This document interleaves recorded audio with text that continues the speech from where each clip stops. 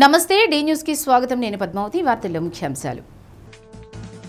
ఒంగోలు 150 సంవత్సరాల ప్రస్థానంపై ఎన్టీఆర్ కళాక్షేత్రంలో సమీక్ష. బ్రోచెర్ను ఆవిష్కరించిన రాష్ట్ర మంత్రి Dola Sri Bala Veeranjaneya Swamy, MLA Damacharla Janardhan, collector Rajababu. Assembly వర్షాకాల సమావేశాలు ప్రారంభం. విద్యుత్ టవర్ల నిర్మాణంపై సభ్యులు అడిగిన ప్రశ్నకు సమాధానం చెప్పిన మంత్రి గొట్టిపాటి రవికుమార్.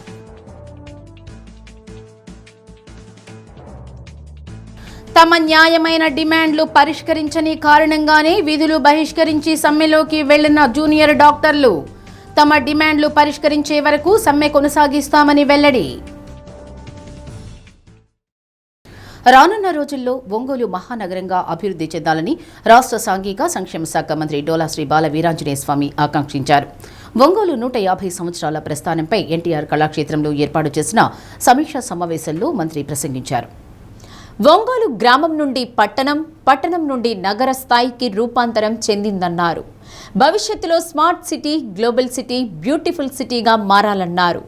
తెలుగుదేశం పార్టీ అధికారంలో ఉన్న సమయంలోనే నగరం ఎక్కువగా అభివృద్ధి చెందిందన్నారు. ఎమ్మెల్యే దామచర్ల జనార్దన్ అధిక నిధులు రాబట్టి నగరాన్ని సుందరంగా తీర్చిదిద్దుతున్నారని ప్రశంసించారు. ఒంగోలు నగరాన్ని అన్ని హంగులతో అభివృద్ధి చేస్తున్నట్లు ఎమ్మెల్యే దామచర్ల జనార్దన్ తెలిపారు. 1876 సెప్టెంబర్ 30వ తేదీ ఒంగోలు ఆవిర్భవించిందన్నారు. నాడు 9,200 మంది జనాభా ఉండగా ప్రస్తుతం 3,14,000కు చేరిందన్నారు. 2014-19 మధ్యలో జరిగిన అభివృద్ధి, గత 2 ఏళ్లలో జరిగిన అభివృద్ధి పనుల గురించి వివరించారు. మంచినీటి సమస్యకు శాశ్వత పరిష్కారం కోసం 460 కోట్లతో అమృత్ 2 పథకానికి ఇటీవల భూమి పూజ చేశామన్నారు. నగరాన్ని సుందరీకరణ చేసేందుకు కృషి చేస్తున్నట్లు చెప్పారు. ఒంగోలులో ప్రముఖుల విగ్రహాలను ఏర్పాటు చేయనున్నట్లు తెలిపారు. ఈ తరం పిల్లలు వారి చరిత్రను తెలుసుకునే విధంగా ఏర్పాటు చేయడం జరుగుతుందన్నారు. 150 సంవత్సరాల వేడుకలు ఈ నెల 24 నుండి ప్రారంభమవుతాయన్నారు. సెప్టెంబర్ 28 నుండి 30వ తేదీ వరకు లెజెండ్స్తో ఘనంగా వేడుకలు జరపనున్నట్లు వివరించారు. ఒంగోలు మన అందరిది అన్న భావంతో చిన్న పెద్ద తేడా లేకుండా వేడుకల్లో ప్రతి ఒక్కరూ పాల్గొనాలని కోరారు. మన సిటీ మన బాధ్యత అనే నినాదంతో ఒంగోలు నగరాభివృద్ధిలో ప్రతి ఒక్కరూ భాగస్వామ్యం కావాలని కలెక్టర్, నగర స్పెషల్ ఆఫీసర్ రాజాబాబు కోరారు. ఒంగోలుకు ఎంతో ఘన చరిత్ర ఉందన్నారు. నగరం అందంగా లేకపోతే బయటవారు మురికి కూపంగా భావిస్తారన్నారు. డిసెంబర్లో ప్రపంచ తెలుగు మహాసభలు జరుగుతున్నాయని, ఈ మహాసభలకు అనేక మంది ప్రముఖులు వస్తున్నారని, 150 సంవత్సరాల వేడుకలతో సుందరంగా ఉంచాల్సిన బాధ్యత మనందరిపై ఉందన్నారు. AP tourism corporation chairman Nukasani Balaji, BDCC bank person in charge doctor Kamepalli Seetharamaiah, వడా chairman Sheikh Riyaz, AMC chairman Rachagarla Venkatrao, మాజీ మేయర్ గంగాడ సుజాత, కమిషనర్ వెంకటకృష్ణయ్య తదితరులు పాల్గొన్నారు. ఈరోజు ఒంగోలు గ్రామం నుంచి పట్టణంగా మార్పు చెంది మున్సిపాలిటీగా రేపు 30వ తారీఖుకి 150 సంవత్సరాలు పూర్తి చేసుకోవడం చాలా సంతోషకర విషయం. చరిత్రలో ఇప్పుడే జనార్దన్ గారు చూపించారు. అనేక రూపాంతరాలు చెందుతూ రావడం జరిగింది. ఈ పరిణామంలో బ్యూటిఫికేషన్ అనేది కూడా చాలా అవసరం.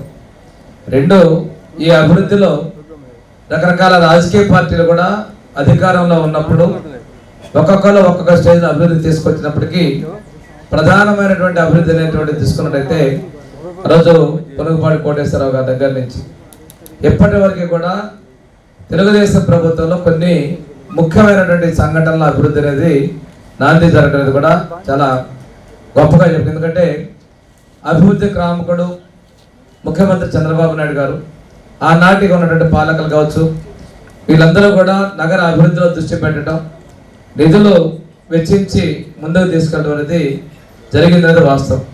ఈరోజు మెయిన్ రోడ్లో ఉన్నటువంటి సిమెంట్ రోడ్ కావచ్చు, సమ్మర్ స్టోరేజ్ ట్యాంక్స్ కావచ్చు, అదేవిధంగా వెస్ట్ బైపాస్ కావచ్చు, ఇలాంటివి కొత్త న్యూ మార్కెట్ కావచ్చు, అదేవిధంగా బాపూజీ మార్కెట్ కాంప్లెక్స్ కావచ్చు, ఇలాంటివన్నింటినీ కూడా మనం ఒక మైలురాడుగా చెప్పుకోవాల్సిన అవసరం ఉంది. ఈ నగరం మహానగరంగా కూడా రూపొందాల్సిన అవసరం ఉంది. ఈరోజు 150 సంవత్సరాల చరిత్రని మనం సెలబ్రేట్ చేసుకుంటున్నాం. ఈ నగరం భవిష్యత్తులో ఎన్నో వేల సంవత్సరాల్లో ఈ రోజు చేసేటువంటి ఫౌండేషన్, ఈ రోజు చేసే బేస్తో మరింత వృద్ధి చెందాల్సిన అవసరం ఉంది. మనకి విశాఖపట్నం సిటీ భారతదేశంలోనే అత్యంత ఉమెన్ సేఫ్టీ సిటీగా మన అవార్డు తీసుకోవడం జరిగింది. అలాంటి పరిస్థితులు మన ఒంగోలులో కూడా రావాల్సిన అవసరం ఉంది. ఎక్స్టెన్షన్గా ప్రతిదీ కూడా అర్బన్ డెవలప్మెంట్లో ఈరోజు ప్రతి ఒక్క మురుగు గుంటలు కూడా ఆ మురుగు కాకుండా వాటిని ఒక అందమైన పార్కులుగా సరస్సులుగా రూపుదిద్దుకుంటున్నాం. ఒంగోలు నగరాన్ని అందంగా, ఆనందంగా, ఆహ్లాదంగా, అద్భుతంగా చేసే దానిలో మీ అందరి సహాయ సహకారాలు కూడా ఉండాలని చెప్పి మనస్ఫూర్తిగా ఆగిస్తూ ఒంగోలు నగరం అందరికి కూడా ఆల్ ది బెస్ట్ అండి. సెలబ్రేషన్స్ మీ అందరూ కూడా బాధ్యతగా తీసుకొని కోరుకుంటూ సెలవు తీసుకున్నాను. మనకు మున్సిపాలిటీ పుట్టి 30 సెప్టెంబర్ 1876లో మన మున్సిపాలిటీ అనేది మన ఒంగోలుకి రావడం జరిగింది. కరెక్ట్గా నెక్స్ట్ మంత్ 30కి దగ్గర 150 సంవత్సరాలు మనం కంప్లీట్ చేసుకుంటున్నాం. 150 సంవత్సరాలు ఒక గుర్తుండే విధంగా మనం ఏం చేయాలి, ఏం చేస్తే మనం ఇది నా మున్సిపాలిటీ నుంచి కార్పొరేషన్ అయింది. ఈ కార్పొరేషన్ని ఇంకా ఎన్నో హంగులతోటి ఈరోజు ఎన్నో కార్యక్రమాలు కూడా మనం చేస్తూ ఉన్నాం. ఎక్కడ కూడా ప్రజలు ఇబ్బంది పడకుండా ఉండేటట్టుగా ప్రజలతో పాటు నగరం కూడా ఒక బ్యూటిఫికేషన్గా ఇవన్నీ కూడా కార్యక్రమాలు చేస్తూ ఉన్నాం. దానికి మీ అందరూ కూడా చూస్తున్నారు. నాకు తెలిసి 2014 ముందు ఒంగోలు ఎట్లా ఉంది, తర్వాత 2014లో మనం ఆ రోజు వచ్చిన తర్వాత, మన ప్రభుత్వం వచ్చిన తర్వాత ఈరోజు పూర్తిగా ఒంగోలు అనే రంగంలో తీసుకురావడం జరిగింది. ఈరోజు కర్నూలు రోడ్ డబుల్ రోడ్ వేసాం, గుంటూరు రోడ్ డెవలప్ చేసాం, కొత్తపట్నం రోడ్ డెవలప్ చేసాం, 11 బ్రిడ్జీలు కట్టాం కొత్తపట్నం పోవడానికి. అదేవిధంగా ఉండే టౌన్లో అంతా కూడా డివైడర్స్ చేసాం. అన్ని ఏరియాలలో కూడా డ్రైనేజ్ సిస్టమ్, కాలువలు కానీ, సిమెంట్ రోడ్లు కానీ ఎన్నో కార్యక్రమాలు కూడా 14-15లో చేశాం. ఆ తర్వాత ఇప్పుడు వచ్చిన తర్వాత 20 సంవత్సరాల్లో కూడా చాలా చేశాం. ఈరోజు మళ్ళా 30-40 సంవత్సరాల వరకు ఇబ్బంది లేకుండా ఉండేటట్టుగా 1.5 ఇంచే పైపుల్ని 3 ఇంచులు పైపులు చేసి, అవసరం ఉండే దగ్గర 5 ఇంచులు, అవసరం ఉండే దగ్గర 6 ఇంచులు పెట్టి ఎక్కడ కూడా డ్యామేజ్, లీకేజీలు లేకుండా ఈరోజు ఇవన్నీ కూడా కార్యక్రమాలు చేస్తున్నాం. ఒంగోలు ఎంటర్ అయ్యేటప్పుడు, గుంటూరు నుంచి వచ్చేటప్పుడు ఎంటర్ అయ్యేటప్పుడు ఆ ఫ్లైఓవర్ కింద అంతా కూడా ప్రముఖులు ఎవరైతే ఇదివరకు మనకి లెజెండ్లుగా ఉండి బాగా వాళ్ళ నైపుణ్యం ఉండేవాళ్ళు ఎవరైతే మన జిల్లాలో ఉన్నారో వాళ్ళందరూ కూడా బొమ్మలు పెడుతున్నాం. ఎందుకంటే ఈ తరం ఉండే పిల్లలు కూడా వాళ్ళు తెలుసుకోవాలి, ఈ తరం ఉండే వాళ్ళు ఎవరు వీళ్ళు అనే విధంగా ఈరోజు రాజకీయ రంగం అవ్వచ్చు, సాహిత్య రంగం అవ్వచ్చు, సినిమా రంగం అవ్వచ్చు, పత్రికా రంగం అవ్వచ్చు, సంగీత నాటక కళారంగాలు అవ్వచ్చు, పరిశోధన రంగం అవ్వచ్చు, అదేవిధంగా పరిపాలన రంగం అవ్వచ్చు, ఇట్లా అన్ని రంగాల్లో ఒక లెజెండ్గా వాళ్ళకు వాళ్ళుగా సాటిగా చేసిన వాళ్ళందరినీ కూడా మనం తీసుకున్నామని చెప్పేసి ఆ విగ్రహాలన్నీ కూడా పెడుతున్నామని చెప్పి కూడా నేను తెలియజేస్తున్నాను. అదేవిధంగా ఇవన్నీ ఒక్కొక్కటి ఇలాంటివన్నీ కూడా తీసుకొని ఎంట్రన్స్లో వాళ్ళ విగ్రహాలు పెట్టాలి. ఈ తరం ఉండే వాళ్ళకి, రేపు రాబోయే తరాల వాళ్ళకి వీళ్ళు ఈ జిల్లాకి చేశారు, ఈ జిల్లాకి వాళ్ళ వల్ల మంచి వచ్చిందని చెప్పేసి తెలుసుకునే విధంగా అవన్నీ కూడా పెడుతున్నామని చెప్పి కూడా నేను తెలియజేస్తున్నాను. అదేవిధంగా ఎక్కడికెక్కడికి నగరంలో కూడా చేయాల్సిన కార్యక్రమాలన్నీ చేస్తున్నాం. అందరం కలిసి దీంట్లో భాగస్వాములు అవ్వండి, మీ సలహాలు ఇవ్వండి. అన్ని విధాలుగా కూడా నగరాన్ని ఇది 150 సంవత్సరాలు ఎంతో అద్భుతంగా చేశారు, ఎంతో కలిసి మన అందరం కూడా చేసుకున్నాం అనేది మాత్రం మనకి అన్ని దగ్గర తెలియపరచాల్సిన అవసరం ఉంటుందని చెప్పేసి కూడా మీకు ఈ సందర్భంగా నేను తెలియజేస్తూ, మున్సిపాలిటీ ఏర్పడి సుమారు 150 సంవత్సరాలు అవుతున్నప్పుడు, అదేవిధంగా ఈ ప్రకాశం జిల్లా ఒంగోలుకి ఎంతో ఘన చరిత్ర ఉన్నదని చెప్పి నేను ఇక్కడికి వచ్చిన తర్వాత తెలుసుకోవడం జరిగింది. ఒంగోలు ఫామ్ అయినప్పటి నుంచి ఇప్పటికీ కూడా ఎంత ప్రగతిని మనం సాధించామనేది ఒకటి. రెండోది ఏంటంటే ఇది మన పుట్టిన ప్లేసు. వృత్తిరీత్యా, ఉద్యోగం రీత్యా డిఫరెంట్ పార్ట్స్ ఆఫ్ ది కంట్రీకి వెళ్ళినా, లేదంటే కనుక గ్లోబ్లో ఉన్నటువంటి డిఫరెంట్ కంట్రీస్కి వెళ్ళినప్పటికీ కూడా ప్రతి ఒక్కరు కూడా ఇది మా ఒంగోలు, నేను పుట్టిన ప్లేస్ అనేది ఒక అనుబంధం అయితే ఉంటుంది. కాబట్టి వారందరికీ కూడా ఇందులో పార్టిసిపేట్ చేయాలనే ఒక ఉద్దేశం. ఇక ఈ 150 ఇయర్స్ ఎందుకు చేయాలి అనేది ఒక క్వశ్చన్ అయితే ఉంటుంది. మన సిటీని అందంగా చేయకపోతే కనుక బయట నుంచి వచ్చినటువంటి వాళ్ళు ఎవరైనా సరే రేపు ఆ సిటీని చూసి ఇది ఇట్లాగే ఒక మురుగు కోపంలాగా ఉన్నది అని అనుకోవడానికి అవకాశం ఉంటుంది. ఫైనాన్షియల్ కన్స్ట్రెంట్ ఉన్నప్పటికీ కూడా ఒక ఇనిషియేటివ్ అనేది స్టార్ట్ అయితే నలుగురు కూడా రావడం అనేది జరుగుతుంది. సో అందరూ కూడా ఇప్పుడు ఎవరైతే ప్రముఖులు ఉన్నారో వాళ్ళందరినీ కూడా మనం కాంటాక్ట్ చేసినప్పుడు డెఫినెట్గా payback to their own native place అని చెప్పేసి వాళ్ళందరూ కూడా ముందుకు రావడం జరుగుతుంది. వాళ్ళందరినీ కూడా ఇన్వాల్వ్ చేయడం అనేది జరుగుతుంది. కాబట్టి finance will not be A problem, but thinking అనేది చాలా ఇంపార్టెంట్. కాబట్టి ఒక ప్రోగ్రెసివ్ థింకింగ్తో మనం ఇది చేస్తున్నాము. ఈ 150 years అన్నీ కూడా మనందరం కూడా మన బాధ్యతగా, మన సిటీ మన బాధ్యత, అవర్ ఒంగోలు అవర్ ప్రైడ్ అనే ఒక నినాదంతో మనం అందరం కూడా దీన్ని చేయాలని చెప్పేసి ఈ సందర్భంగా మీ అందరికీ కూడా తెలియజేస్తాం. ఏపీ అసెంబ్లీ వర్షాకాల సమావేశాలు ప్రారంభమయ్యాయి. తొలి రోజున ఉదయం 9 గంటలకు శాసనసభ సమావేశాలు ప్రశ్నోత్తరాలతో మొదలయ్యాయి. విద్యుత్ టవర్ల నిర్మాణం కోసం భూసేకరణకు సంబంధించి సభ్యులు అడిగిన ప్రశ్నకు మంత్రి గొట్టిపాటి రవికుమార్ సమాధానం చెప్పారు. విద్యుత్ టవర్ల నిర్మాణం కోసం కేంద్ర రాష్ట్ర ప్రభుత్వ మార్గదర్శకాల మధ్య వ్యత్యాసం లేదన్నారు. కేంద్ర ప్రభుత్వ మార్గదర్శకాలను గత వైసీపీ ప్రభుత్వం అనుసరించలేదన్నారు. ఫలితంగా రాష్ట్ర వ్యాప్తంగా సబ్స్టేషన్ లైన్ల నిర్మాణం నిలిచి ట్రాన్స్మిషన్ కష్టాలు ఏర్పడ్డాయన్నారు. టవర్ల నిర్మాణంలో భూమి కోల్పోయిన రైతులకు కూటమి 100% నష్టపరిహారం ఇస్తుందని పేర్కొన్నారు. విద్యుత్ టవర్ల నిర్మాణంతో పాటు రైతులు నష్టపోకుండా పరిహారం చెల్లింపు జరుగుతోందన్నారు.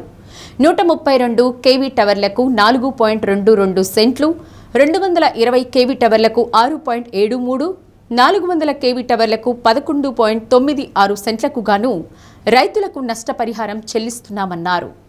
మార్కెట్ రేటుకు రిజిస్ట్రేషన్ రేటుకు వ్యత్యాసం ఉంటే క్షేత్రస్థాయి అధికారుల చర్చిస్తున్నారని చెప్పారు. రైతులు అధికారుల సమన్వయంతో అదనపు పరిహారాన్ని కూడా చెల్లిస్తున్నామని తెలిపారు. కూటమి ప్రభుత్వం వచ్చిన తర్వాత రైతులు సమస్యల్ని గుర్తించాం సార్. దీనివల్ల ఏంటంటే గత ప్రభుత్వం ఏదైతే కేంద్ర ప్రభుత్వం ఇచ్చిన విధానాన్ని అనుసరించకపోవటం వల్ల చాలా చోట్ల సబ్స్టేషన్స్ నిర్మాణం, లైన్స్ నిర్మాణం కూడా పూర్తిగా నిలిచిపోయి డిమాండ్ తగ్గ కరెంటును కూడా ఉత్పత్తి చేసిన తర్వాత ట్రాన్స్మిషన్ చేయలేక చాలా చోట్ల ఇబ్బంది పడినప్పుడు రైతులందరూ కూడా పిలిపించి మాట్లాడితే ఈ విధానం కూడా చాలా ఇబ్బందికరమైన పరిస్థితిలో 100% ఇచ్చేవాళ్ళు గత ప్రభుత్వం. మనం కేంద్ర ప్రభుత్వ మార్గదర్శకాలను కూడా మనం తీసుకొని 100కి 100% నష్టపరిహారం ఇస్తున్నాము. దాంతోపాటు టవరు కొలతలతో పాటు ఇంకో మీటర్ అదనంగా కూడా చుట్టూ కొలత వదిలేస్తున్నాం సార్. ఇప్పుడు అంటే అట్లానే ROW లైన్స్ ఏదైతే పాస్ అవుతున్నాయో దాని కింద గతంలో విలేజ్లో అయితే 15% ఇచ్చేవాళ్ళు, మున్సిపాలిటీలో అయితే 15% ఇచ్చేవాళ్ళు, మెట్రో సిటీస్లో అయితే 30% ఇచ్చేవాళ్ళు. దాన్ని మనం 30% కింద, మున్సిపాలిటీలో 45%, అట్లానే మెట్రో సిటీస్లో కానీ ఎక్కడైనా ఇబ్బంది ఉంటే కనుక 60% పైన ఇస్తా ఉన్నాం. రైతులతోటి డిస్కస్ చేసి ఎక్కడ కూడా రైతులకు నష్టం జరగకూడదు, మన టవర్ల నిర్మాణం జరగాలి, మన పనులు జరగాలి, దాంతోపాటు రైతులు కూడా ఏమాత్రం కూడా ఇబ్బంది జరగకూడదు అనే దానికోసం ఈ కార్యక్రమం అంతా కూడా చేస్తున్నాం సార్. దీంతో పాటు మన రైతులు కూడా ఈ విధంగా పాంప్లెట్ వేసేసి ఎక్కడైతే టవర్ల నిర్మాణం చేస్తున్నామో, ఎక్కడైతే ఇది చేస్తున్నామో సోషల్ మీడియా ద్వారా కానీ మిగతా టీవీల ద్వారా కానీ ఈ విధంగా ప్రచారం చేసి రైతులకు నష్టం జరగకూడదని కూడా చేయడం జరిగింది సార్. ఇందాక ఎమ్మెల్యే గారు చెప్పినట్టు మొత్తం భూసేకరణ చేయొచ్చు కదా అన్నారు. మొత్తం భూసేకరణ చేయాలంటే అది సాధ్యపడేది కాదు సార్. రైతులకి నష్టం లేకుండా ఎక్కడైతే టవర్స్ పోతున్నాయో, ఎక్కడైతే లైన్స్ పోతున్నాయో వాటికి ఏ విధమైన రైతుకు నష్టం లేకుండా చేసే కార్యక్రమం ఈ ప్రభుత్వం చేపట్టింది. అర్జీదారుల సంతృప్తే ప్రామాణికంగా తీసుకుని ప్రతి అర్జీని నిర్దేశిత గడువులోపు పరిష్కరించాలని అధికారులకు కలెక్టర్ రాజాబాబు స్పష్టం చేశారు. గ్రీవెన్స్ అర్జీల పరిష్కారంలో నిర్లక్ష్యం తగదని సకాలంలో సహేతుక పరిష్కారం చూపాలన్నారు. జిల్లా పరిపాలనా కార్యాలయంలో నిర్వహించిన ప్రజా సమస్యల పరిష్కార వేదిక కార్యక్రమంలో జాయింట్ కలెక్టర్ కల్పనా కుమారితో కలిసి కలెక్టర్ అర్జీలు స్వీకరించారు. రాష్ట్ర ప్రభుత్వం మీకోసం కార్యక్రమానికి అత్యధిక ప్రాధాన్యత ఇస్తున్న దృష్ట్యా అధికారులు చురుగ్గా వ్యవహరించాలన్నారు. అర్జీదారులతో వ్యవహరించే ధోరణి కూడా మర్యాదపూర్వకంగా ఉండాలన్నారు. తమ పరిధిలో పరిష్కరించలేని సమస్యలుంటే ఆ విషయాలను అర్జీదారులకు వివరించాలని, తగిన ఎండార్స్మెంట్ ఇవ్వాలని అధికారులను ఆదేశించారు. DRO Venkatanarayana, BC corporation ED Venkateswara Rao, ప్రత్యేక ఉప కలెక్టర్ మాధురి, జిల్లా అధికారులు పాల్గొన్నారు.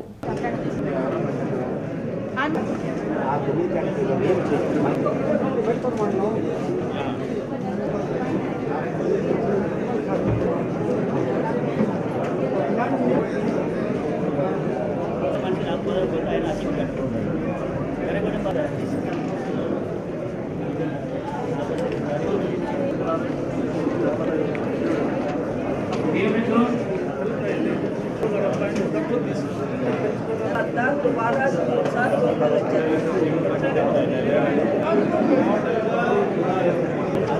నేను మాట్లాడతాను పెట్టుకోండి అందులో పెట్టుకొని అది కూడా తెలుసుకున్న తర్వాత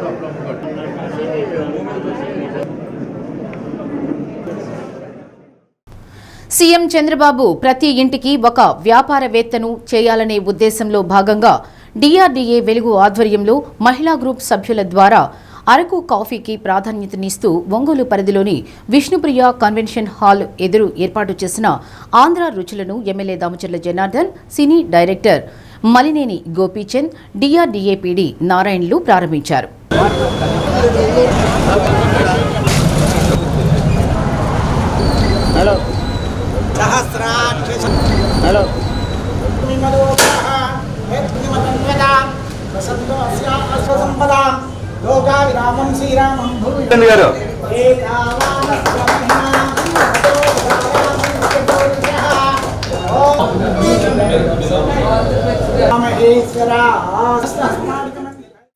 మార్కాపురంలో జరిగిన అంతర్జాతీయ మహిళా దినోత్సవం సందర్భంగా మహిళలను అన్ని రంగాల్లో ముందు ఉంచాలనే ఉద్దేశంతో ఆర్థికంగా వ్యాపారవేత్తలను చేయాలనే లక్ష్యంతో డిఆర్డీఏ ద్వారా 5,90,000 రూపాయలు అందించి స్వయం సహాయక సభ్యుల ద్వారా అరకు కాఫీ సెంటర్ ఏర్పాటు చేయడం జరిగిందని పీడీ నారాయణ తెలిపారు.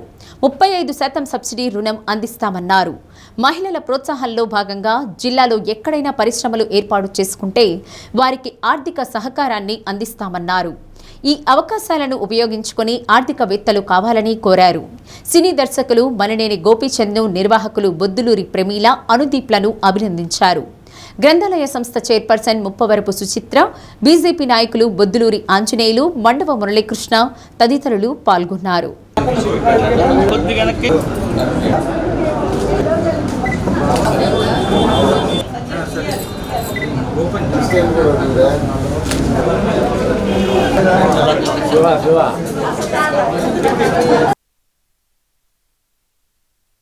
మా బొద్దులూరి వారిపాలెం వాస్తవ్యుడు నాకు తమ్ముడు అనుదీప్ ఆంధ్ర రుచులు అరకు కాఫీ అని ఒక రెస్టారెంట్ పెట్టడం, దానికి నేను ముఖ్య అతిథిగా రావడం, మా వాడిని ఎంకరేజ్ చేద్దామని నేను హైదరాబాద్ నుంచి వచ్చాను. వీడు బాగా కష్టపడతాడు, కష్టపడేవాడు ఎప్పుడైనా సరే సక్సెస్ అవుతాడు. ఆల్ ది బెస్ట్ రా. కాఫీ ఇప్పుడే తాగాను, కాఫీ ఎక్స్ట్రాడినరీగా ఉంది. Thank you. అందరికీ నమస్కారం అండి.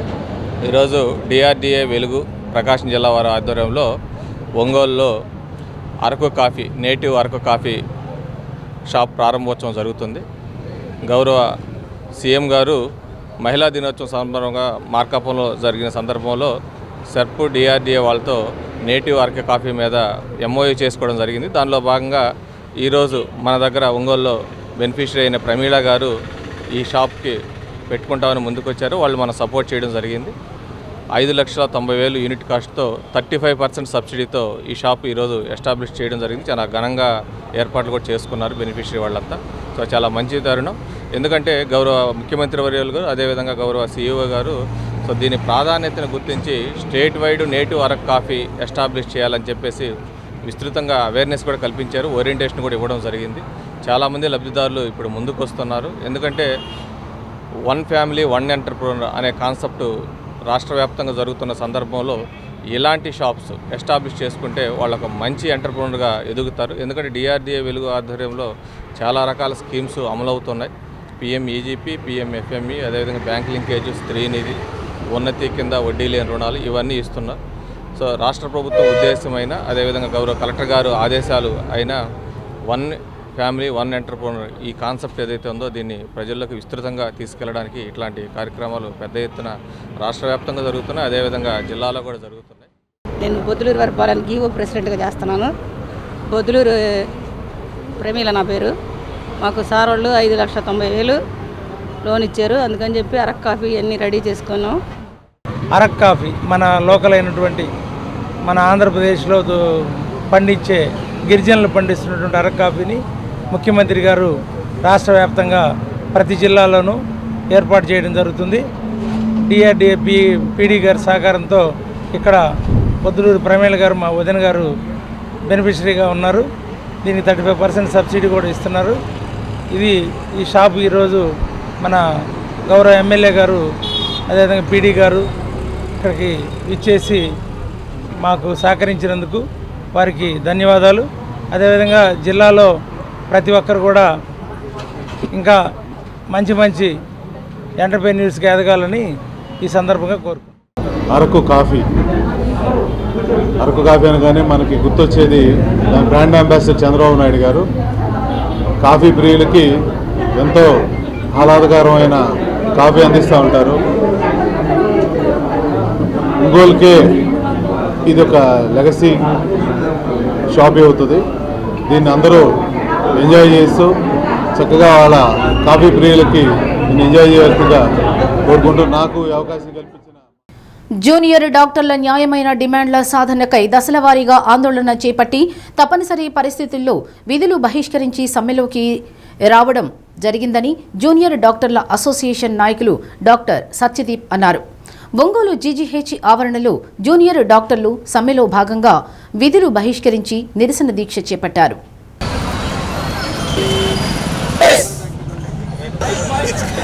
ఒంగోలు జీజీహెచ్ ఆవరణలో జూనియర్ డాక్టర్లు సమ్మెలో భాగంగా విధులు బహిష్కరించి నిరసన దీక్ష చేపట్టారు. మొదటి దశలో నల్ల బ్యాడ్జీలు ధరించి ఆందోళన చేశామన్నారు. చర్చలకు పిలిచి సమ్మెను విరమించమని చెప్పారే కానీ తమ డిమాండ్ల పరిష్కరిస్తామని హామీ ఇవ్వని కారణంగా సమ్మెకు దిగాల్సి వచ్చిందన్నారు. ఇప్పటికైనా తమ డిమాండ్లను పరిష్కరిస్తే సమ్మెను విరమింపజేసేందుకు సిద్ధంగా ఉన్నామన్నారు. జూనియర్ డాక్టర్లు పాల్గొన్నారు.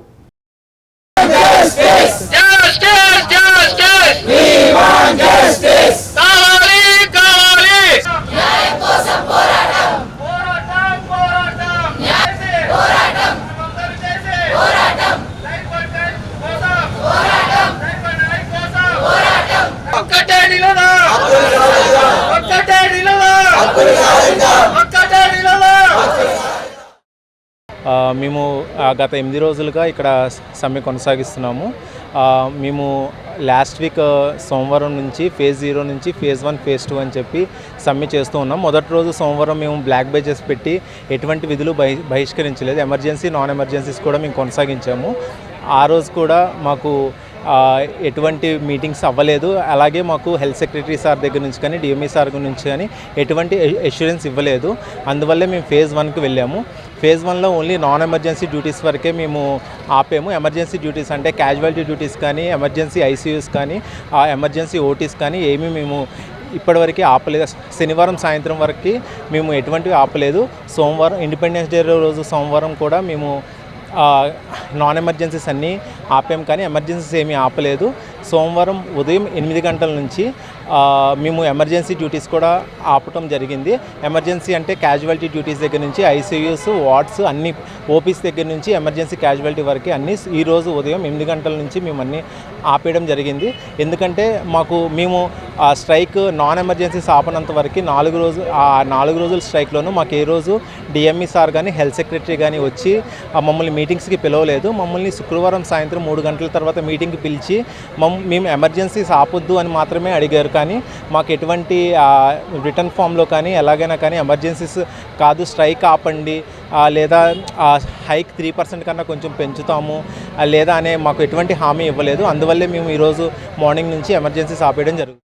ఈరోజు 8వ రోజు స్ట్రైక్. ఈ రోజు నుంచి సోమవారం నుంచి మేము ఎమర్జెన్సీ సేవలు కూడా ఆపడం జరిగింది. ఎందుకనంటే ఇప్పటివరకు ఇది సడన్గా తీసుకున్న డెసిషన్ కాదు. ఇప్పటివరకు 8 రోజులు అవుతుంది. ఫేజ్ 1 ఫేజ్ 0 ఫేజ్ 1 ఫేజ్ 2 అన్నీ కంప్లీట్ చేశాము. చర్చలు జరిపాము. చాలాసార్లు మేము రిటర్న్ రిక్వెస్ట్ ఇచ్చాము. ఇప్పటికీ చాలా అపీల్స్ చేశాము. గవర్నమెంట్ మాతో మాట్లాడి ఏమైనా చర్చలు జరుపుతుందేమని. ఇప్పటివరకు మాకు ఎలాంటి గవర్నమెంట్ నుంచి రిటర్న్ రెస్పాన్స్ అనేది రాలేదు. అందువల్లనే మేము ఫేజ్ 3కి వెళ్ళాము. దీంట్లో ఎమర్జెన్సీ సేవలు అనేది ఆపడం జరిగింది. ఇది మాకు బాధాకరమే. పేషెంట్లకు ఎలాంటి మేము అన్యాయం చేయాలని మేము అనుకోవట్లేదు. ఇప్పటికీ కూడా ప్రభుత్వానికి ఇది ఆపే శక్తి ఉంది. మాతో చర్చలు జరిపి మా డిమాండ్స్ ఏవైతే ఉన్నాయో నెరవేరిస్తే మేము ఇప్పటికైనా డెసిషన్ తీసుకొని ఇప్పటికే ఆపగలం. జిల్లాలోని ప్రభుత్వ యాజమాన్యాల పరిధిలో 1 నుండి 10వ తరగతి విద్యార్థులకు ఫార్మేటివ్ అసెస్మెంట్ 1 పరీక్షలు ప్రారంభమయ్యాయి. 1537 పాఠశాలల్లో ఫార్మేటివ్ అసెస్మెంట్ పరీక్షలు ఈ నెల 20వ తేదీ వరకు ఉదయం మధ్యాహ్నం 2 సెషన్లలో జరగనున్నాయి. విద్యార్థుల కోసం ప్రత్యేకంగా ముద్రించిన అసెస్మెంట్ పుస్తకాలలో పరీక్షలు రాస్తున్నారు. ప్రశ్నాపత్రాలను సంబంధిత హెచ్ఎంలు, ఎంఆర్సీలు ఏ రోజుకారోజు మండల విద్యా వనరుల కేంద్రాలకు, క్లస్టర్ పాఠశాలలకు వెళ్లి తెచ్చుకుంటున్నారు. ప్రస్తుతం జరుగుతున్న ఫార్మేటివ్ అసెస్మెంట్ పరీక్షలను విద్యార్థులు పబ్లిక్ పరీక్షల మాదిరిగా భావించి సిద్ధమవుతున్నారు.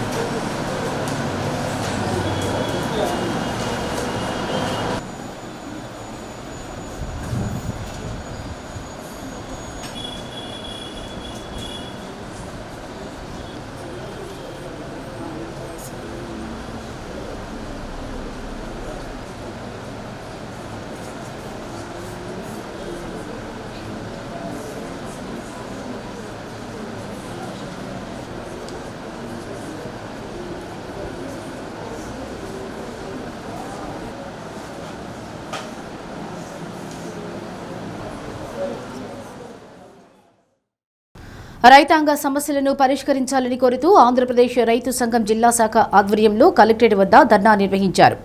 కేంద్ర రాష్ట్ర ప్రభుత్వాల రైతాంగ వ్యతిరేక విధానాల వల్ల రైతులు ఎంతగానో నష్టపోతున్నారని రైతు సంఘం జిల్లా అధ్యక్షుడు వి హనుమారెడ్డి తెలిపారు. పంటలకు గిట్టుబాటు ధరలు కల్పించాలని, ధరల స్థిరీకరణ నిధి ఏర్పాటు చేయాలని డిమాండ్ చేశారు.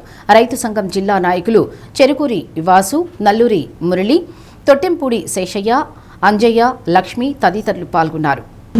రైతులు నష్టపరిహారాన్ని ఎల్లినో కారణంగా పంటలు వేసి నష్టపోయిన రైతులు శనగ పంట గత 2 సంవత్సరాల నుండి కోల్డ్ స్టోరేజ్ లో పెట్టుకొని గిట్టుబాటు ధరలు లేక రైతాంగం గత 2-3 సంవత్సరాల నుంచి ఏ పంటకి గిట్టుబాటు ధర లేక తీవ్రమైన నష్టాలకు గురవుతా ఉన్నారు. అంతేకాకుండా మన జిల్లాకి ప్రకాశం జిల్లాకు సంబంధించి గత 2 సంవత్సరాలుగా శనగ పంట కోల్డ్ స్టోరేజ్లో పెట్టుకొని గిట్టుబాటు ధర లేక అమ్ముకోలేని పరిస్థితుల్లో రైతాంగం ఉంది. పెట్టిన పెట్టుబడులు తిరిగి రాలేదు కాబట్టి ఆ సమస్య తీవ్రమైన సమస్య ఉంది. దానితో పాటు ఈ సంవత్సరం పొగాకు పంట ధరలు తగ్గిపోయి ప్రారంభంలో 5 లక్షల నష్టం వస్తుంది బ్యానీకి అనుకుంటే అంతకంతకి ధరలు తగ్గే వాళ్ళ 7 లక్షల దాకా నష్టం వచ్చే పరిస్థితి ఉంది. అంతేకాకుండా మొట్టమొదట 250 రూపాయల కేజీకి మంచి గ్రేడు తక్కువ పొగాకు 16,000 కొనుగోలు చేస్తే ఇవాళ 11,000 కొనుగోలు చేస్తూ ఉన్నారు.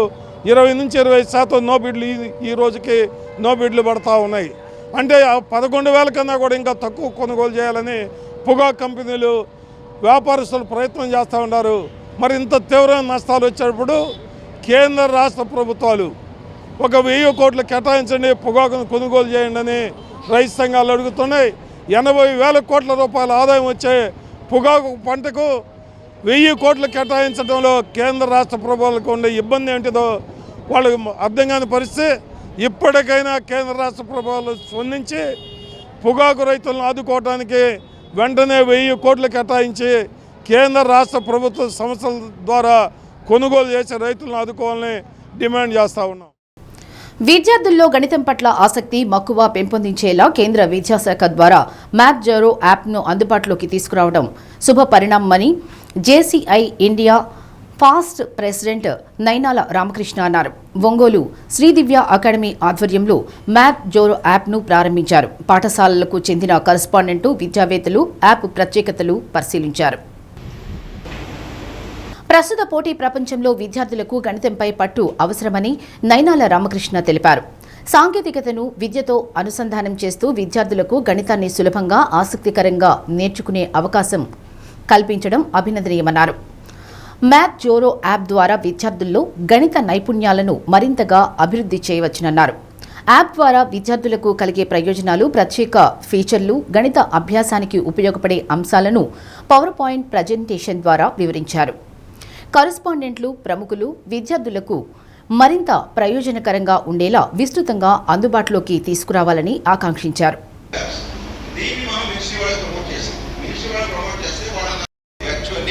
Perform experiments safely. when we looked deep. Sri Ram Concept School correspondent.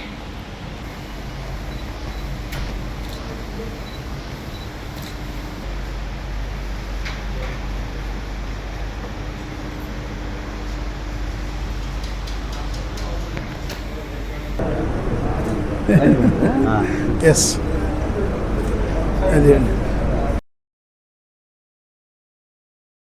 Founder of Edge one international.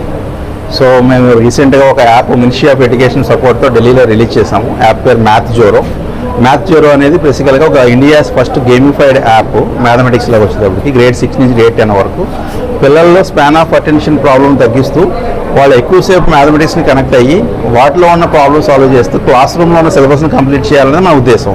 So వాళ్ళకి మ్యాథమెటిక్స్ నేర్పుతూనే క్లాస్ రూమ్లో వాళ్ళకు ఉన్న సమస్యలు సాల్వ్ చేస్తూ ముందుకు తీసుకెళ్ళడం వల్ల వాళ్ళకి క్లాస్ రూమ్లో మ్యాథమెటిక్స్ మీద కాన్ఫిడెన్స్ పెరగడం, దానివల్ల ఫ్యూచర్లో మోర్ సైంటిఫిక్గా కానీ ఇన్నోవేటర్స్గా కానీ ఇన్నోవేషన్ పరంగా వెళ్ళడానికి అవకాశం ఉంటుంది. దాని ఉద్దేశంతోనే మినిస్ట్రీ ఆఫ్ ఎడ్యుకేషన్ వాళ్ళ సహాయంతో అలాగే వాళ్ళ ప్రోత్సాహంతో గత 5 సంవత్సరాల నుంచి మేము చేస్తున్న రీసెర్చ్ వలన మేము చేస్తున్న వర్క్ వలన లాస్ట్ మే ఎండింగ్లో ఢిల్లీలో జరిగిన అఫీషియల్ మీటింగ్లో అఫీషియల్గా రిలీజ్ చేయడం జరిగింది. టెక్నాలజీ ద్వారా ఈజీగా నేర్చుకునే విధానాన్ని కనిపెట్టి దాన్ని చదువుతో పాటు ఆ టెక్నాలజీతో కానీ పరిగెడితే డెఫినెట్గా వాళ్ళలో ఉన్న అంటే రెగ్యులర్గా చేసే క్రియేటివిటీ కాకుండా కొత్త విధానంలో ఒక గేమింగ్స్ ద్వారా వాళ్ళు ప్రతిరోజు కానీ దాన్ని కానీ అంటే రోజుగా పైన కూడా వీక్లీ వన్స్ వాళ్ళు కానీ దాన్ని కానీ ప్రాక్టీస్ చేస్తే అన్వయంగా వాళ్ళలో ఉన్న తెలివితేటలు బయటకు వచ్చి వాళ్ళలో మంచి మార్కులు తెచ్చుకోవడానికి రాబోయే కాలం అంతా కూడా అంతా కోడింగ్ అండ్ ప్రోగ్రామింగ్ మీదే డిపెండ్ అయి ఉంది. కాబట్టి ఈ ఏఐ టెక్నాలజీతో ఈరోజు ప్రతిదాన్ని కూడా పరిగెడుతున్నారు. అంటే 100 మంది చేసే పని కూడా ఈరోజు ఒక్కరితో సాధ్యం పడుతుంది అని నిరూపిస్తున్నారు. అలాంటిది ఈరోజు ఈ యాప్ ద్వారా ప్రతి పిల్లల్లో సాధించే గుణాన్ని బయటకు వచ్చి వాళ్ళు మంచి మార్కులు తెచ్చుకోవడానికి ఈ యాప్ తయారై ఉంది. కాబట్టి వాళ్ళు ఈజీగా లెర్నింగ్ చేసుకుంటారు. దీన్ని మినిస్ట్రీ ఆఫ్ ఎడ్యుకేషన్ వాళ్ళు ప్రమోట్ చేస్తున్నారు. ముందుగా ఒక సాధారణమైన కూలీ నాలీ పనులు చేసుకుని జీవనం సాగించే వ్యవసాయ కుటుంబం. అలాంటి కుటుంబంలో 3 సంతానం. రెండో కుమారుడికి అనుకోని వ్యాధిన పడి ఆ కుటుంబం తల్లడిల్లుతోంది. రెండో సంతానంగా పుట్టిన మగబిడ్డ అన్న ఆనందం కొంతకాలానికి తల్లిదండ్రులకు పెద్ద కష్టాన్ని తెచ్చిపెట్టింది.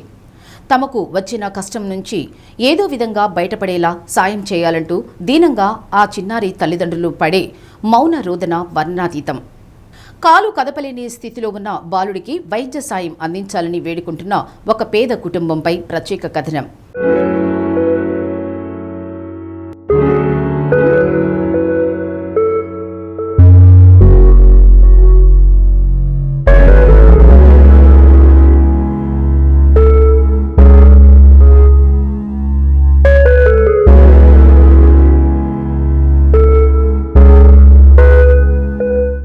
సంతమాగులూరు మండలం కొప్పెర గ్రామానికి చెందిన వల్లెపు వెంకటేశ్వర్లు విజయలక్ష్మిలకు రెండో సంతానంగా పవన్ కిషోర్ జన్మించాడు. పుట్టిన దగ్గర నుంచి అందరిలాగే అల్లరి చేస్తూ తోటి పిల్లలతో ఆడుతూ పాడుతూ ఇంట్లో కలిగి తిరుగుతున్న ఆ చిన్నారికి 6వ ఏట ఉన్నట్లు ఉండి వ్యాధిన బారిన పడ్డాడు. నడవడానికి వీలు లేని పరిస్థితి ఏర్పడింది. అలాంటి చిన్నారిని స్థానికంగా ఉన్న వైద్యుల వద్ద చూపించినా ఎవరూ ఏమీ చెప్పలేదు. హైదరాబాద్లోని వైద్యశాలలో చూపించారు. అక్కడ వైద్యులు పరీక్షలు నిర్వహించి చిన్నారికి డచెన్ మస్కులర్ డిస్ట్రోఫీ వ్యాధి సోకిందని నిర్ధారించారు. ఎంతమంది వైద్యుల దగ్గర చూపించినా నయం అయ్యే పరిస్థితి కనిపించడం లేదు. రోజురోజుకి వ్యాధి తీవ్రత పెరిగిపోతోంది. వయసు పెరిగే కొద్దీ చిన్నారి శరీరంలో మార్పులు వచ్చి కనీసం కాలు కదపలేని పరిస్థితి ఏర్పడుతోంది. పవన్ కిషోర్కు సంక్రమించిన కండరాల క్షీణత వ్యాధిని నయం చేసేందుకు తగ్గించేందుకు అనువైన మందులు దేశంలో లేకపోవడం, ఇతర ప్రాంతాల నుంచి తెప్పించి వాడాలంటే పెద్ద ఖర్చుతో కూడుకున్నది కావడంతో ఏం చేయాలో పాలుపోని తల్లిదండ్రులు చిన్నారిని వెంట పెట్టుకుని ఏదైనా వైద్య సాయం అందించమని వేడుకుంటూ ప్రకాశం జిల్లా కలెక్టర్ రాజాబాబును ఆశ్రయించారు.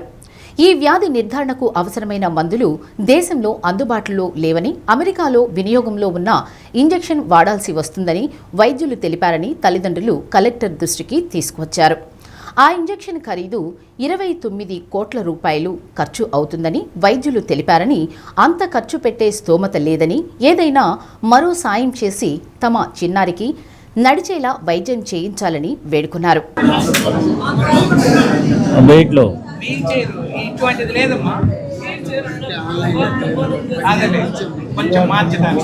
ఏంటది ఎలాంటిది ఉందట అంటే బాత్రూమ్ అప్పుడు తీసి కూర్చోబెట్టాలి కదా సార్, వీల్ చైర్ అయితే ఉంది. నేను కొంచెం అబ్జర్వ్ చేస్తాను సార్, ఇబ్బంది కదా.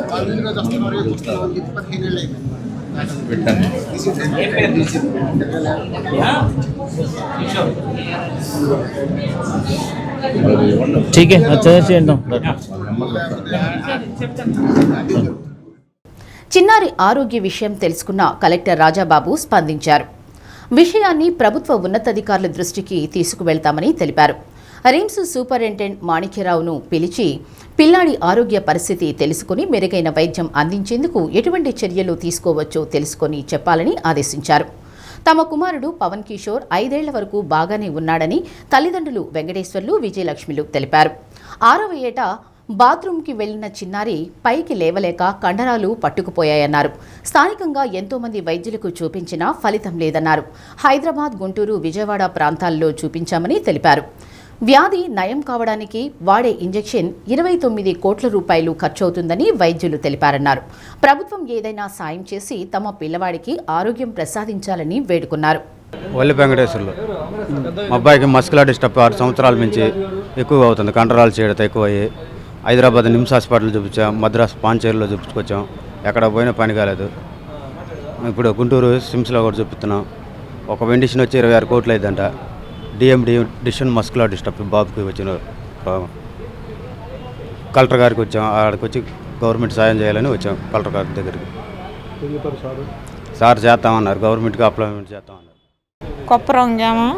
మా అబ్బాయికి 6 సంవత్సరాల కాంచి ఇట్లా వచ్చింది మస్కులర్ డిస్టర్బ్. చాలా హాస్పిటల్ తిరిగాము, ఏడ తిరిగినా కూడా నయం కాలేదు. మా అబ్బాయికి ఇక్కడ కలెక్టర్ గారికి వచ్చి మేము అర్జీ పెట్టుకున్నాము. మా అబ్బాయికి తగ్గేటట్టు చేయమని మేము గవర్నమెంట్ సహాయం చేయమని వచ్చాము. ఈ అబ్బాయికి పుట్టుకతో లేదు, మధ్యలో వచ్చింది మస్కులర్ డిస్టర్బ్. మీరు ఎవరన్నా సహాయం చేసేవాళ్ళు ఉంటే సహాయం చేయండి అని మేము తెలుపుకుంటున్నాము.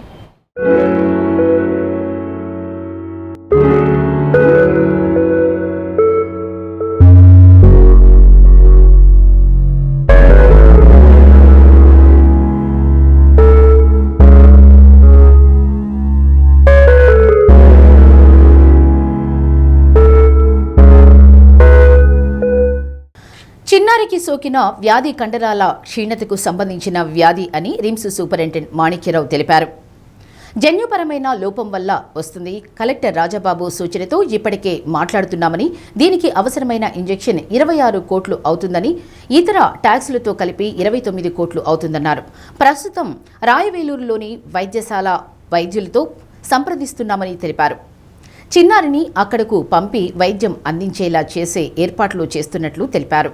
జన్యు లోపం వల్ల వచ్చే డిజార్డరు, జెనెటిక్ డిజార్డర్ లోపల కలిసాము. దానికి గుంటూరులో చూపించుకున్నారు. దానికి ఒక ఇంజెక్షన్ అమెరికాలో దొరుకుద్ది. దాదాపు 29 కోట్లు ఖర్చు అవుద్ది. అది మన గవర్నమెంట్ ఆఫ్ ఇండియాలో అంటే మన భారతదేశంలో కూడా అది అవైలబిలిటీ లేదు. కానీ సిఎంసి వేలూరులో దానికి వేరే విధానంగా వైద్యం ఇస్తున్నారని మాకు తెలిసింది. మేము అక్కడికి పంపుదాం అనుకున్నాం. వేలూరు సిఎంసి.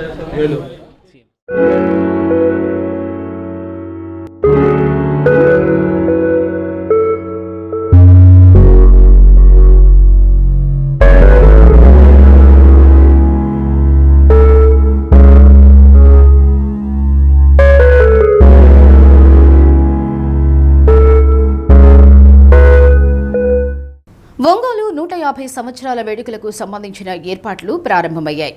ఎన్టీఆర్ కళాక్షేత్రంలో ఏర్పాటు చేసిన కార్యక్రమంలో బ్రోచర్ను రాష్ట్ర మంత్రి Dola Sri Bala Veeranjaneya Swamy, MLA Damacharla Janardhan Rao, collector Rajababu, AP tourism corporation chairman Nukasani Balaji, PDCC bank person in charge doctor Kamipalli Seetharamaiah, ఉడా chairman Sheikh Riyaz, AMC chairman Rachagolla Venkatrao, జిల్లా గ్రంథాలయ సంస్థ చైర్పర్సన్ ముప్పవరపు సుచిత్ర, మాజీ మేయర్ గంగాడ సుజాత ఆవిష్కరించారు. నగరానికి చెందిన కొంతమంది ప్రముఖుల నుండి వేడుకల నిర్వహణకు ఎలాంటి ఏర్పాట్లు చేయాలో సలహాలు సూచనలు తీసుకున్నారు. 150 సంవత్సరాల వేడుకలకు సంబంధించిన ముద్రించిన టీషర్ట్లు, టోపీలు, టీ గ్లాసులు, వాటర్ బాటిల్స్కు సంబంధించిన స్టాల్స్ను మంత్రి స్వామి, ఎమ్మెల్యే దామచల్ల, కలెక్టర్ రాజాబాబు సందర్శించారు. 150 సంవత్సరాల వేడుకలు ప్రజలు తెలుసుకునే విధంగా ఆర్డీఓ కార్యాలయ ప్రాంగణంలో ఏర్పాటు చేసిన భారీ బెలూన్ను మంత్రి, ఎమ్మెల్యే చేతుల మీదుగా ఎగురవేశారు.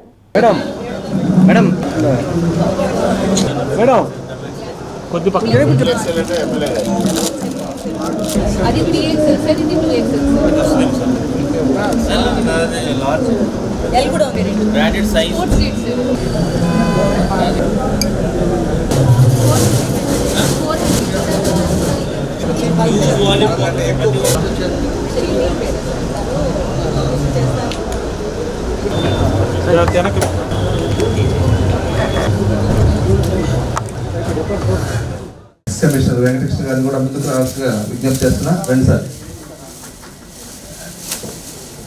అట్లాగే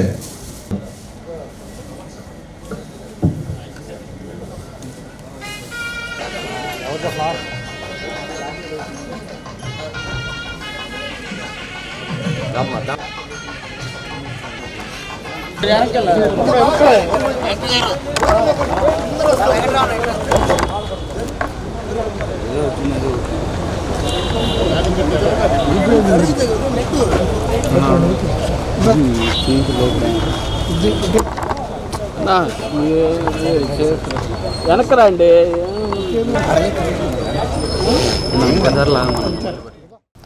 ఒంగోలు సమీపంలోని పేర్నమెటకు చెందిన వేణుగోపాల్ పాఠశాల స్థాయిలోనే కబడ్డీ పట్ల మక్కువ పెంచుకున్నాడు. స్కూల్, కాలేజీ, యూనివర్సిటీ స్థాయిలో అత్యుత్తమ ప్రతిభ కనబరిచి జాతీయ జట్టుకు ఎంపికయ్యాడు. 2000 సంవత్సరంలో శ్రీలంకలో జరిగిన ఏషియన్ ఛాంపియన్షిప్ పోటీల్లో భారత్ తరఫున ప్రాతినిధ్యం వహించి కబడ్డీలో బంగారు పథకం సాధించాడు. పోలీసు శాఖలో ఆర్ఎస్ఐగా చేరి ప్రస్తుతం సైబరాబాద్ ఏసీపీగా విధులు నిర్వర్తిస్తున్నారు. ఆగస్టు 15న ప్రతిష్టాత్మకమైన ఇండియన్ పోలీస్ మెడల్ అందుకున్నారు.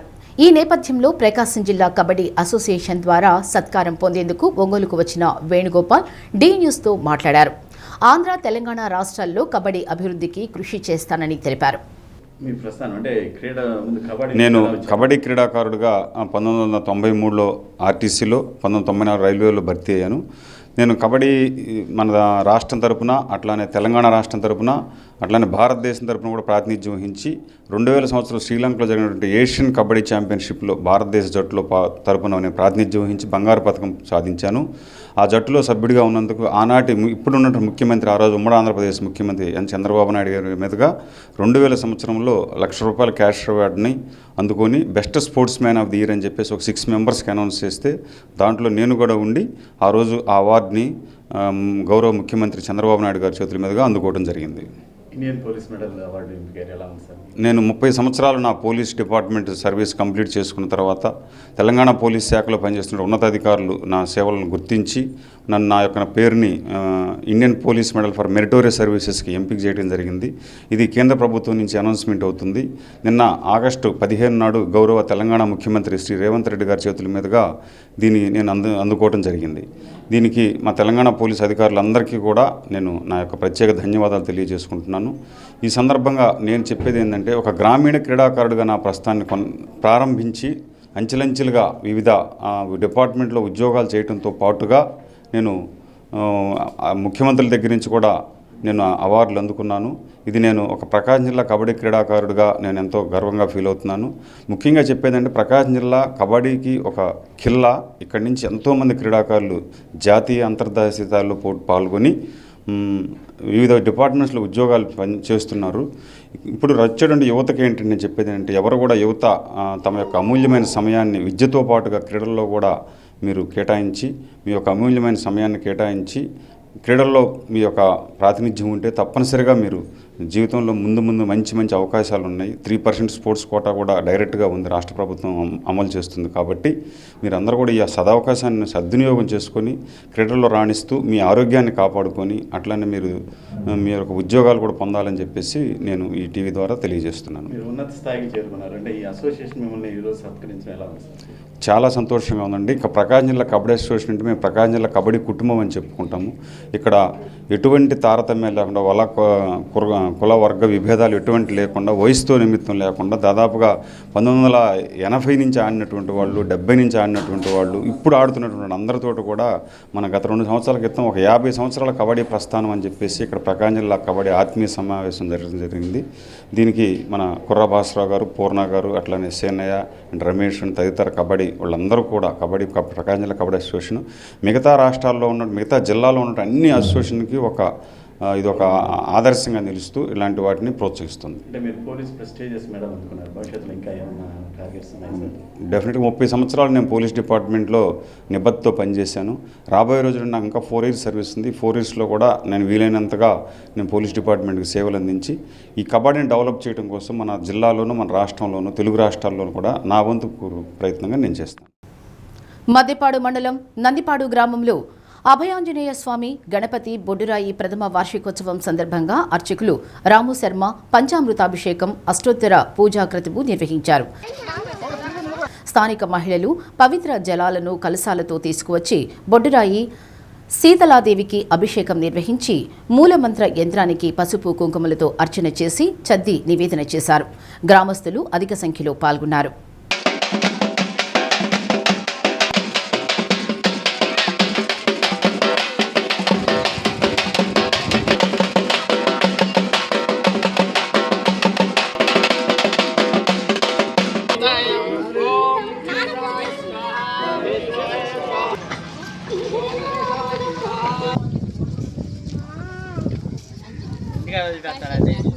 బండి తప్ప నేను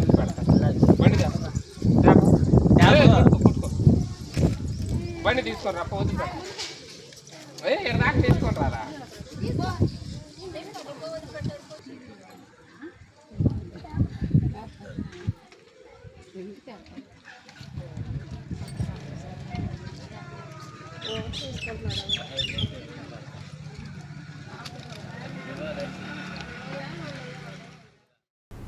రిజర్వ్ ఫారెస్ట్ భూముల్లో అక్రమంగా గ్రావెల్ తవ్వుతున్న ముఠాను అడ్డుకున్న అటవీశాఖ అధికారులపై కొంతమంది వ్యక్తులు దౌర్జన్యానికి దిగిన ఘటన చోటు చేసుకుంది. కూకట్పల్లి బీట్ ఉప్పు మాగులూరు రిజర్వ్ ఫారెస్ట్ నెంబర్ 374 పరిధిలో అర్ధరాత్రి వేళ అక్రమంగా ప్రొక్లైనర్లు ఉపయోగించి గ్రావెల్ తవ్వుతున్నారని ఫారెస్ట్ బీట్ ఆఫీసర్ కె రమేష్కు సమాచారం అందింది. దీంతో వెంటనే స్పందించిన ఆఫీసర్ రమేష్ సిబ్బంది అర్ధరాత్రి సుమారు 2 గంటల ప్రాంతంలో సంఘటనా స్థలానికి చేరుకుని గ్రావెల్ తోడుతున్న ప్రొక్లైనర్ను అక్కడికక్కడే నిలిపివేశారు. ప్రొక్లైనర్ను సీజ్ చేసే క్రమంలో కోటావారిపాలెం ప్రాంతానికి చెందిన అరవింద్ బాబు తన అనుచరులతో కలిసి సంఘటనా స్థలానికి చేరుకున్నాడు. విధుల్లో ఉన్న బీట్ ఆఫీసర్ రమేష్ సిబ్బందిని చుట్టుముట్టి దౌర్జన్యానికి దిగి ప్రొక్లైనర్ను తీసుకువెళ్లారు. ఈ ఊహించని పరిణామంపై బీట్ ఆఫీసర్ రమేష్ వెంటనే ఉన్నతాధికారులకు సమాచారం అందించారు. ఉన్నతాధికారుల ఆదేశాల మేరకు విధి నిర్వహణలో ఉన్న తమపై దౌర్జన్యం చేసి ప్రభుత్వ భూముల్లో అక్రమ తవ్వకాలకు పాల్పడి ప్రొక్లైనర్ను తీసుకువెళ్లిన వారిపై కఠిన చర్యలు తీసుకోవాలని కోరుతూ పోలీసు స్టేషన్లో ఫిర్యాదు నమోదు చేసినట్లు అధికారులు తెలిపారు.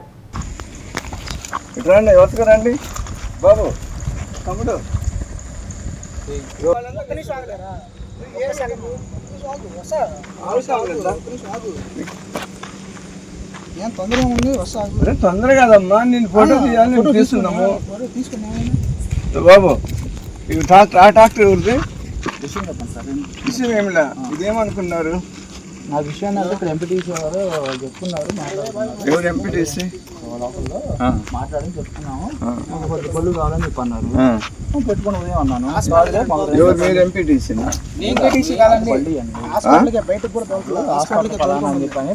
రైటేనమ్మా, హాస్పిటల్కే చెప్పాను. చెప్పు చెప్పు. 10 పళ్ళు కావాలి హాస్పిటల్కి అన్నారు. ఉదయం పెట్టుకుంటే కాదు 10 నిమిషం సాయంత్రం ఇస్తారు. అది కొద్దిగా ఇబ్బంది అయ్యింది మనకి. అందరూ నాకు ఇబ్బంది లేకుండా చూడండి సార్ అని చెప్పి అన్నారు. సరే అని చెప్పి అన్నారు. నాకు తెలియదు. నీకు తెలియదు ఫారెస్ట్ అని తెలియదు. మీదే ఊరు? ఈ ఊరేనా? మాది మీరు పేట? గుంటూరులో మీ అందరితో పేట? గుంటూరు ఫారెస్ట్ డిపార్ట్మెంట్ కదా దగ్గర ఆయన. ఎవరైనా? అక్కడ సంజీవ్ రావు అని చెప్పండి ఆయన ఎస్ఐ గారు. రేటమ్మా ఎవరన్నా? నాకు తెలిసిన విషయం కదండి. కాదమ్మా తమ్ముడు, ఇది ఫారెస్ట్ పక్క. అంటే నేను హాస్పిటల్ కదా. ఎక్కడ హాస్పిటల్? ఇక్కడ హాస్పిటల్ కాబట్టి ఎవరు ఇస్తారు పర్మిషన్? నైట్ టైం ఎట్లా ఇస్తారు మీకు? అవన్నీ కుదరదమ్మా, అటు ఒప్పుకోరు. ఫారెస్ట్ ఎందుకు ఇస్తారు? మదా ఆ బండి డ్రైవర్ని తీసుకురామా, బండిది మాట్లాడదాం. బండి ఎక్కడికి వెళ్ళి ఆగండి, వస్తారు. ఎవరైతే ఉన్నారో పిలిపిద్దాం. టెన్షన్ లేదని టెన్షన్ పడట్లా. అంటే బండి తీయమంటే మా దాంట్లో ఉండదు, మా ఇష్టం. ఇప్పుడు నువ్వు అంటున్నావు దాంట్లో ఉన్నా బయట పిలిపించారు. వాళ్ళు పిలిపిస్తా వాళ్ళతో మాట్లాడుకోవాలి. వాళ్ళని పిలిపించి ఇప్పుడు వస్తున్నారు. ఆగండి ఆగండి 10 నిమిషాలు ఆగండి. తీయమంటారు నాకు అర్థం కాల. అంటే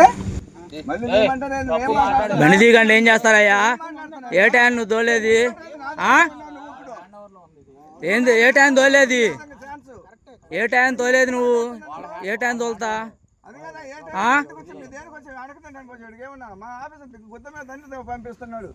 నైట్ టైం ఎవరికేం పని అయ్యా? మాకు అంతా వాళ్ళు ఎట్ట మాట్లాడుతున్నారు, నువ్వు ఎట్ట మాట్లాడుతున్నా?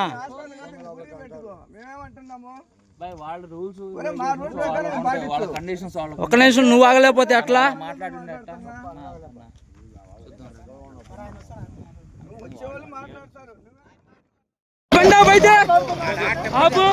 అనవసరం ఇవన్నీ.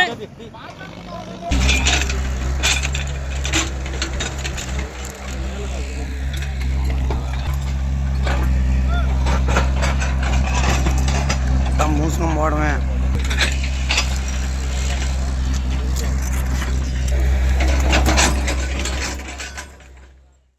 చీరాల మండలం దేవనూతలలో ఇటీవల జరిగిన అగ్ని ప్రమాదంలో 3 పూరిళ్లు దగ్ధమయ్యాయి.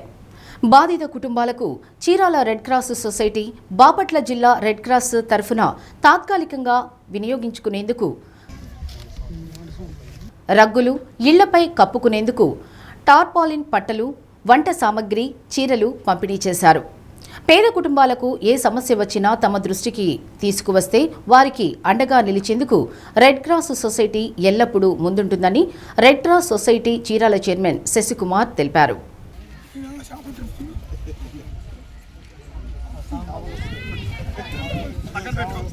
ఈ అగ్ని ప్రమాదం జరగడం చాలా బాధాకరమైన విషయం. ఈ రకంగా ప్రమాదాలు జరిగినప్పుడు ఇండియన్ రెడ్ క్రాస్ సొసైటీ అనేది ఒకటి సేవా సంస్థ అందుబాటులో ఉంటుంది. ఎటువంటి అగ్ని ప్రమాదాలు జరిగినా, తుఫాన్లు, వరదలు, సహాయక చర్యలకు కానీ ఇప్పుడు కూడా ఇండియన్ రెడ్ క్రాస్ సొసైటీ ముందుంటుంది. కాబట్టి మీ ప్రాంతంలో, మీ చుట్టుపక్కల కానీ, మీకు తెలిసిన వాళ్ళ దగ్గర కానీ ఎక్కడైనా సరే అగ్ని ప్రమాదాలు జరిగినా, తుఫాను వాటిల్లో ఏదైనా ఇబ్బంది కలిగినా మాకు ఇండియన్ రెడ్ క్రాస్ సొసైటీకి తెలియజేస్తే మేము తక్షణమే వాళ్ళకి సహాయ సహకారాలు అందిస్తామని ఈ సందర్భంగా తెలియజేస్తున్నాం. శ్రీగిరి శ్రీ వెంకటేశ్వర స్వామి దేవస్థానంలో చిన్మయ మిషన్ బాల విహార్ శిక్షణా తరగతుల్లో చిన్మయ మిషన్ ప్రబోధకులు స్వామి సత్యాత్మానంద విద్యార్థులకు భగవద్గీత ప్రాశస్త్యాన్ని వివరించారు. విద్యార్థులలో కథా సాహిత్యం పట్ల ఉన్న ఆసక్తిని గమనించిన స్వామీజీ విద్యార్థులే స్వయంగా కథలను చెప్పే విధంగా ప్రోత్సహించారు. ధర్మకర్తలి మండలి చైర్పర్సన్ ఆలూరు ఝాన్సీరాణి తదితరులు పాల్గొన్నారు. మీ దగ్గర అనుకోండి, అప్పుడు స్కూల్లో మీకు ప్రైజ్ వస్తుంది, సర్టిఫికేట్ వస్తుంది. మళ్ళీ డిస్ట్రిక్ట్ లెవెల్కి వెళ్తారు, మళ్ళీ అక్కడ ప్రైజ్ వస్తుంది. వీళ్ళు అక్కడ నెగ్గితే 3000 రూపీస్ ఇస్తారు. స్టేట్ లెవెల్ పోవచ్చు. అక్కడ నెగ్గితే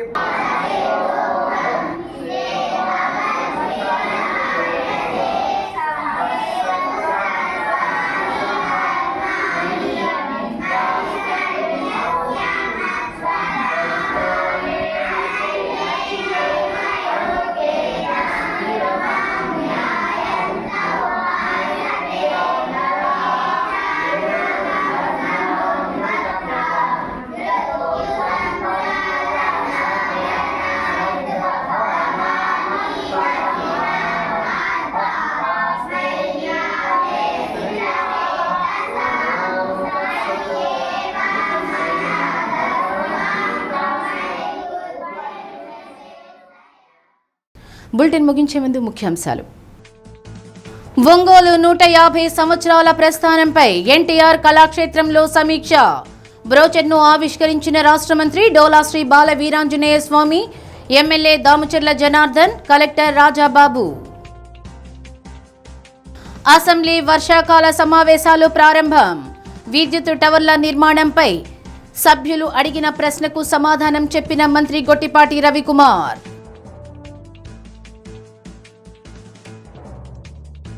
తమ న్యాయమైన డిమాండ్లు పరిష్కరించని కారణంగానే విధులు బహిష్కరించి సమ్మెలోకి వెళ్లిన జూనియర్ డాక్టర్లు. తమ డిమాండ్లు పరిష్కరించే వరకు సమ్మె కొనసాగిస్తామని వెల్లడి. డి న్యూస్లో నేటి మాట. సంతృప్తి గలవాడు నిత్య సంపన్నుడు, అత్యాసపరుడు ఎప్పటికీ పేదవాడే.